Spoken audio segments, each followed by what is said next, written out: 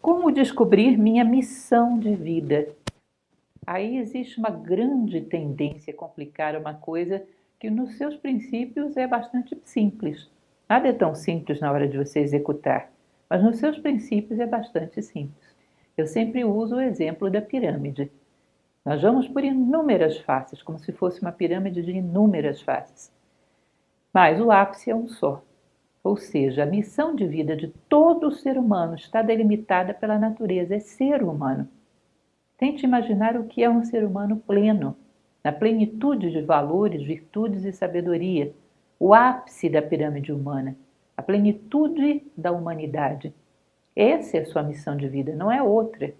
Agora, como você vai caminhar para lá?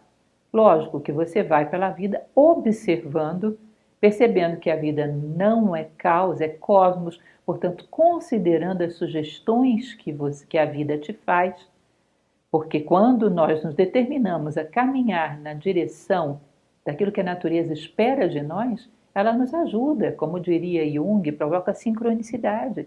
Ela nos traz ferramentas para que a gente tenha sucesso nesse caminho. Lembrem a história dos contos de fada. O príncipe diz: eu vou libertar aquela princesa do dragão. No meio do caminho vão surgindo auxiliares mágicos que trazem para ele as armas necessárias para que ele chegue lá armado o suficiente para derrotar aquele dragão. Portanto, a vida que não é caos, é cosmos, quando você se compromete com o grande propósito dela, que é te tornar um ser humano pleno, ela vai trazer ferramentas para o meio do caminho. Não fixe meios, fixe os fins. É como um cientista que quer, por exemplo, chegar ao esclarecimento de uma determinada lei da natureza. Ele fixa o fim.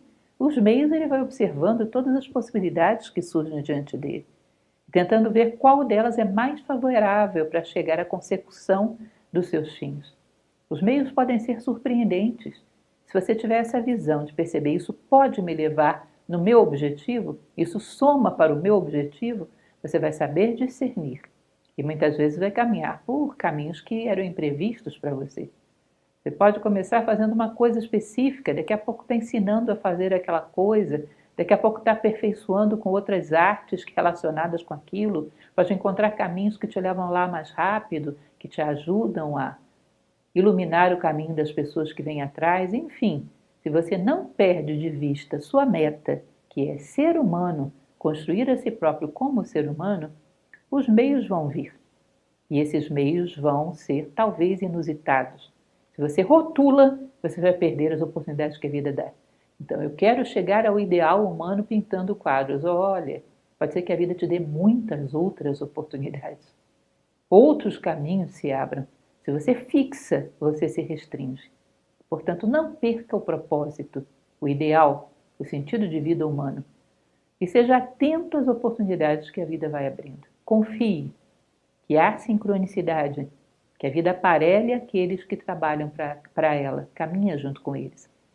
É aquilo que se dizia na mitologia latina, que a fortuna avançava pelas janelas dos homens que trabalhavam a favor das leis da natureza, cortando os fios do fado, ou seja, do mau karma, como diria a Índia, de um destino que poderia ceifá-lo precocemente, porque o homem que trabalha para os propósitos da natureza é um servidor dela, portanto interessa à natureza a vida desse homem. Trabalhe para os propósitos da natureza junto à humanidade, que é formar verdadeiros seres humanos.